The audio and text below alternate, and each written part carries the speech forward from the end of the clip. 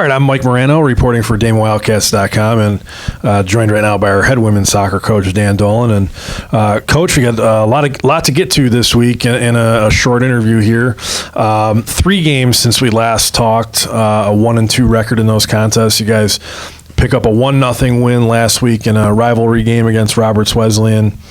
And then back-to-back losses, 3-2 against Mercy this past Saturday, 2-1 yesterday in a non-conference game against Mercyhurst. The win against Roberts moved you guys to 5-0 in games decided by 1 goal this season, but then both losses obviously come by 1 goal margin. So, is it just a matter of your luck has run out in those 1-goal games recently, or what have you seen?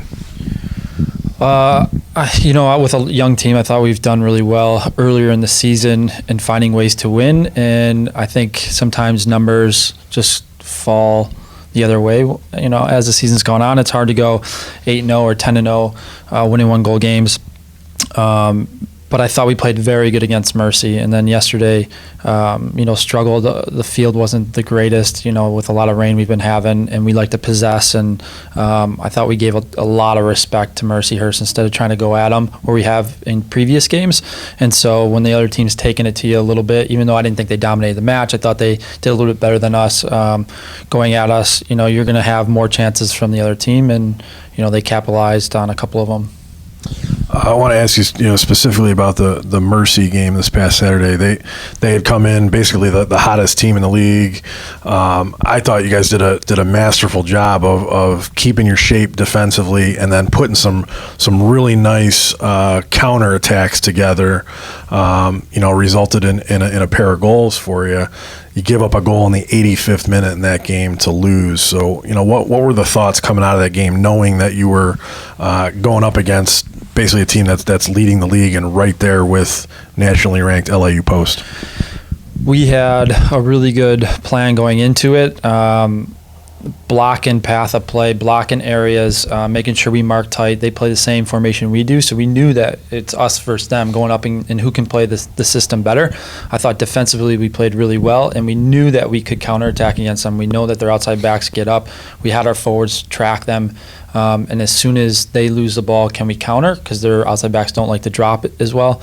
And then they play a high line, so we caught them right away. Jamie had, I think, a breakaway 7 minutes in after they possessed for about 7 minutes, and then we almost score off that. They get a goal early. We counter again. We score. They get another goal. We counter again in the second half, score. Going into halftime, I felt great. Even though we were down 2-1, the whole talk was, as long as they don't change anything, we're fine. And I wasn't sure because I thought, their coach was pretty upset in how they played the first half. I figured that they would keep 4 back, but they kept still setting their outside backs up. And, we counter, we make it 2-2. We play fantastic. And then, we make a foul 40 yards out, and it's a 10-second lapse. We start walking back. We don't get a person in front of the ball to kind of delay it a bit.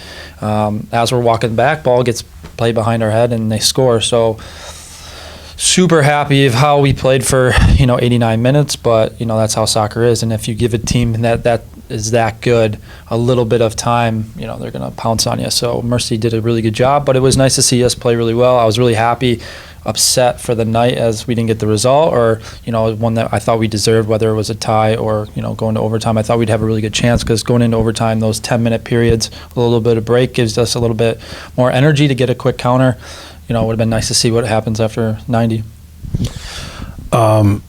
Jamie Boyer gets the game-winning goal in the game against Roberts Wesleyan. 5 game-winning goals amongst her total, which leads the league this season.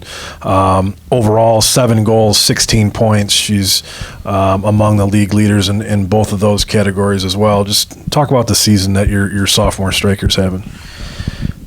She's more fit than last year. Fit meaning, I think she had some nagging injuries. Nothing that kept her out of games. But we always see that big jump from freshman to sophomore year, a lot more confidence, a lot more aware, understanding. Her runs are much better than last year. She's faster than last year, which I never thought could be possible. But a lot of it also has to go to our midfield. Our midfield is better than last year, and we're finding those runs, and I think understanding the system. And every game, I think we're getting better, even though we didn't get the results maybe we wanted the last 2 games. I think overall, we just keep getting better every practice, every game, and so is she. One of those players in the midfield that I want to specifically ask you about is Lindsay Sierra-Mella.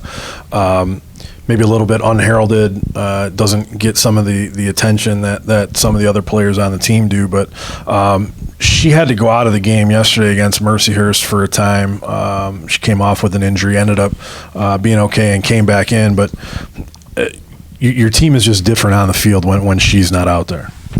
She makes us tick. I mean, she didn't play for 3 games, and you could see it. Coach Becky and I, we talked the first few days when we started preseason. Like, she's our best player. Like, you can just tell. Like, she's the player that we kind of recruited. You see, her senior year of the confidence and dribbling and going at people. And last year, I thought, as a lot of freshmen, you come in and you're a little tentative and you want to make everyone happy and you want to pass the ball to players that, just to get rid of it. And this year, it's just been the mentality of head down, work hard, grit.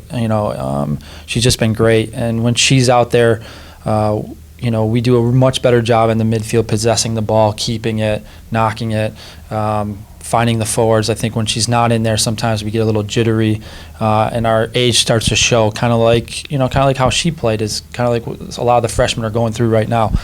So she's grown up a ton. She's matured a lot, not just with her play, but as a person as well. And it's been really good to see. Just looking ahead to this weekend, you guys will close out a 4-game homestand with perennial powerhouse Bridgeport coming in, and Bridgeport, a 2-time defending league champion, and a team that started the year ranked number 7 in the country. Maybe not having quite the season that everyone anticipated. I think their record is I got it written down here, 5-5-2 overall, but still one of the top teams in the league, and I'm sure a team that's going to present a fair share of challenges for you Saturday. Yeah, when people do the voting before the season, I don't think they really look at too much of what teams lost, and they lost 10 seniors. So, and they always play a hard non-conference schedule, and they went to California and got beat up a little bit, and they're better than what the record is. They're still very good. They're still expected to make the playoffs. Are they down a bit? Yeah, and we're going to have to try to take advantage of that. Also, Saturday will be the final home regular season game for 3 of your seniors: Alex Giuliano, Leah McDonald, and Kaylin Campo. I wonder if you might just talk about the contributions that the 3 of those players have made. Alex is a 4-year member of your team. I think she's played in 58 games over the last 4 years. And then Kaylin Campo, a transfer from Medaille, came in last year and gave you some offensive production. And then Leah McDonald, kind of an interesting story that I know we've talked about before. Played 4 years of basketball here for Damon, and then used her last semester of education to join the soccer team, and she's made an impact for you as well.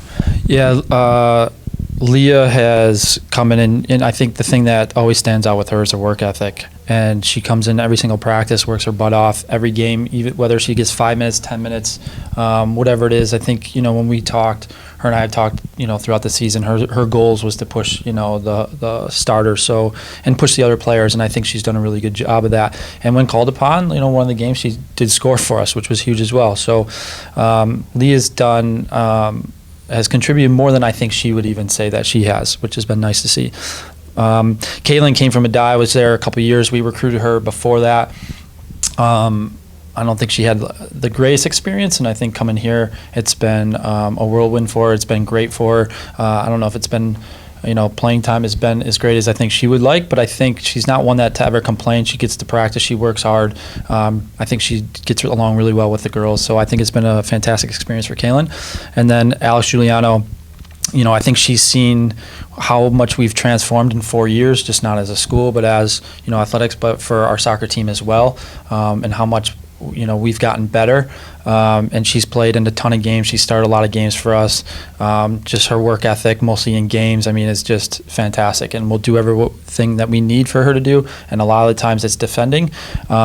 But, with this year, her trying to transform her into a striker, she's more of a wide player, an outside mid or winger. She's done a really good job. Well, 6-5-1 overall, 2-3 in the league heading into the game this weekend. And as always, we will have everyone at home covered with all the information you need at DamonWildcats.com with the game coming up on Saturday. And Coach, we wish you the best of luck. Thank you.